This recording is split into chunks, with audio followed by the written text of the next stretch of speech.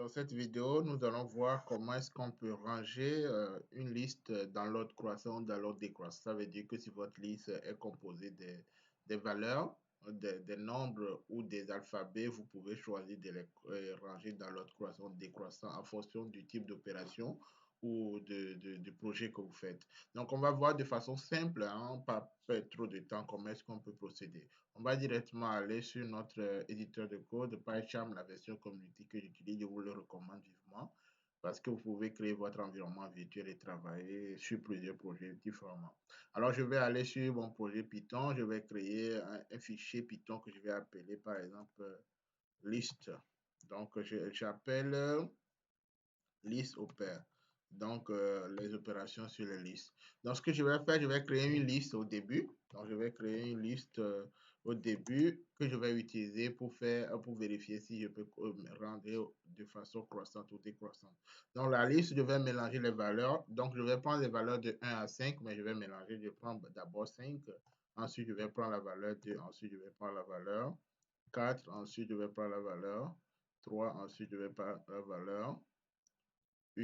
Donc, ça, c'est pas, comme vous le voyez, ce n'est ni dans le sens croissant, ni dans le sens décroissant. Donc, on va ranger dans le sens croissant. On va utiliser deux méthodes. On va utiliser la méthode short et la méthode shorted. Donc, au début, on va utiliser la méthode shorted. Donc, ce qu'on va faire, pour croissant, on va commenter. Donc, dans le sens croissant. Alors, on va utiliser la méthode. Donc, ici, je vais croissant, je vais l'appeler croissant comme ça. Donc, ce que je vais utiliser, comment est-ce qu'on applique la méthode shorted? Donc, la méthode shorted qui est déjà incluse sur les listes en Python, vous utilisez la méthode shorted, vous appelez votre liste. Hein. Donc, vous appelez votre liste et vous faites un print. Hein. Vous faites un print ou si ça dépend si c'est une fonction, vous faites un retourne. Donc, ordre croissant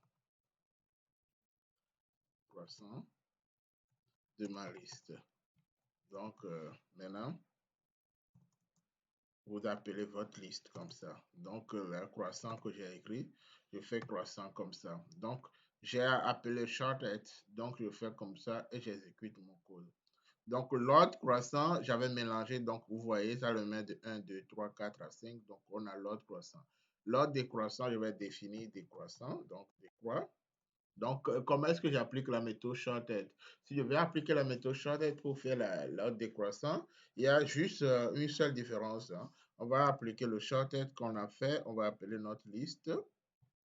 On va appeler notre liste et on va utiliser la méthode reverse. Donc, le reverse, ça veut dire que je vais faire le retourner. Donc, je vais faire un trou. Donc, le reverse, ça veut dire que je vais appeler la liste. Ça serait dans l'ordre croissant. Ça va maintenant arranger d'abord dans l'ordre croissant. Ensuite, ça va faire un retour. Donc, ici, pour les séparer, je fais print et je fais comme ça. Je fais des étoiles pour les séparer. Ensuite, je fais print sens décroissant de ma liste. Et je rappelle le décroît. Donc, la variable décroît. Donc, je l'exécute de nouveau. On va voir. Donc, vous avez dans le sens croissant et le sens décroissant en utilisant la méthode short. La méthode shorted, lui va prendre directement la méthode shorted si je veux faire le décroissant. Donc, je vais juste faire le reverse true égal à true. Donc, ça va ranger d'abord dans l'ordre croissant et ensuite reverse true, ça veut dire que ça va retourner. Donc, ça, c'est une méthode qu'on peut utiliser. La deuxième méthode, c'est la méthode short. Donc, je vais faire cross maintenant 1. Donc, la méthode short, si on veut l'appliquer, on prend la liste. Donc, ça serait ma liste point short. Donc, la liste point short comme ça. Donc, là,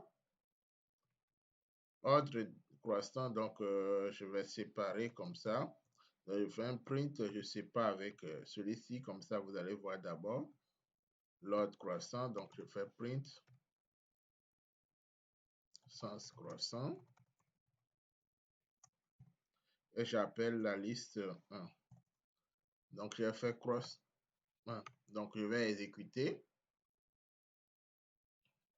Donc vous voyez, ça me dit que je ne le prends pas parce que ce que je dis ici, qu'est-ce que ça va prendre? La liste qui est ici. Donc On va voir comment est-ce qu'on peut l'appliquer. Donc, je l'ai là-bas. Donc, je vais faire le print de ma liste. Donc, d'abord, je vais vérifier si ça prend bien ma print.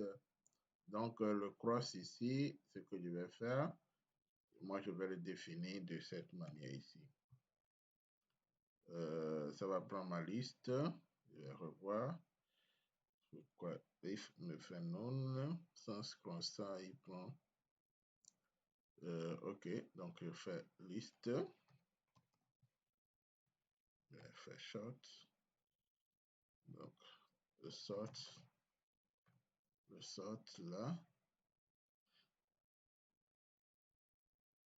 Non, pourquoi il prend ça? Attends, je vais prendre ceci par exemple. Je vais vérifier juste ça. Hein. Je vais faire juste la liste au lieu de faire l'autre là. On va exécuter. Il y a un problème qui se passe. Donc, ce que je vais faire, je prends la liste, le short de ma liste. Ok, maintenant je peux. Ok, c'est la liste que je vais. Quand je le fais comme ça, je vais voir la liste maintenant. Donc, je fais comme ça au début. C'est comme si, ok, je vais appeler ma liste de nouveau. Donc, ma liste, oui, c'est bon. Donc, j'ai ma liste. Ok, donc au début, il faut réappeler la liste. Hein. Donc, la liste, donc je peux redéfinir ma liste qui prend la valeur là, si je le fais comme ça. Donc, si je le fais comme ça, donc on n'a pas besoin. Donc, si vous voulez utiliser la méthode short, donc vous définissez seulement comme ça. Donc, ce que vous devez comprendre maintenant pour appliquer. Donc, le shorted, on peut écrire une variable pour faire ça, mais si vous voulez utiliser le short, donc c'est juste le faire pour que vous compreniez comment ça se passe dans vos opérations. Donc, si je veux faire le shorted, donc faire le shorted pour la... Donc, je peux faire le short maintenant, je fais le reverse. Comme on l'avait fait tout à l'heure, donc je fais juste le reverse. Donc, je fais le reverse. Donc, je fais le trou. Hein. Le reverse, je le prends trou. Et maintenant, je peux faire décroissant. Décroissant. Donc, il va prendre la liste comme paramètre. Donc, il va prendre ma nouvelle liste comme ça. Donc, on va exécuter. Donc, vous voyez, je l'ai ici. Donc, avec la méthode shorted, je le fais comme ça. Je l'ai ici. Et maintenant, on peut, si ma liste était arrangée, donc si ma liste est arrangée, je peux vérifier par exemple avec cette liste-là. Je vais juste imprimer quelque chose, vous allez voir. Je vais juste faire comme ça et je prends ma liste comme ça. Je prends ma liste, je fais 2 fois 2 points comme ça et je prends moins ça à la dernière fois. Donc, je vais faire un print. Je vais faire 3, 4 et 3. Je ne vais pas faire beaucoup et j'exécute. Donc, vous voyez, je l'avais. Donc, ce que je veux vous montrer ici, le moins 1 que j'ai ici, ça veut dire que ça va changer le sens de la liste. Si la liste était décroissante, ça va le mettre à la valeur croissante. Si c'est croissante, ça va mettre déjà décroissant. Donc, je vais le mettre en même temps ici. Donc, celui-ci aussi, la liste, là aussi, je peux le mettre ici. Hein. Je peux faire un print aussi ici.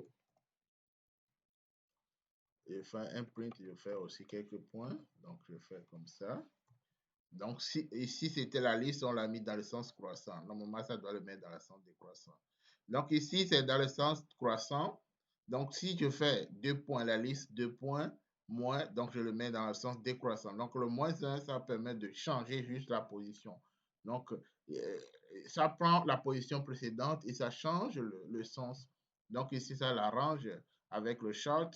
Et là, on veut changer, on fait ça. Si on était décroissant, comme ici, ça va l'amener. Donc, voilà de façon simple comment est-ce que vous pouvez arranger ou vous pouvez trier vos listes dans l'ordre croissant ou dans l'ordre décroissant. Donc, la méthode shortcut, vous définissez une variable qui le prend directement ou vous pouvez l'avoir dans le print ou le return directement. Ou la méthode short, vous n'avez pas besoin de définir une variable, vous le définissez comme je l'ai fait ici et ensuite vous l'appelez. Donc, voilà de façon simple. Si vous avez envie d'avoir le code, écrivez-moi en commentaire. Surtout si vous voulez que je continue à faire des vidéos, pas seulement en Python, en imagerie, en machine learning, en deep learning et dans plusieurs choses. N'oubliez pas de liker la vidéo, de la partager, de vous abonner et surtout de la commenter si vous la trouvez bien, si vous ne la trouvez pas bien. Si quelque chose manque, vous me dites dans les commentaires, je serai très content de vous le faire. Merci pour votre attention et j'espère que cette vidéo pourra vous aider.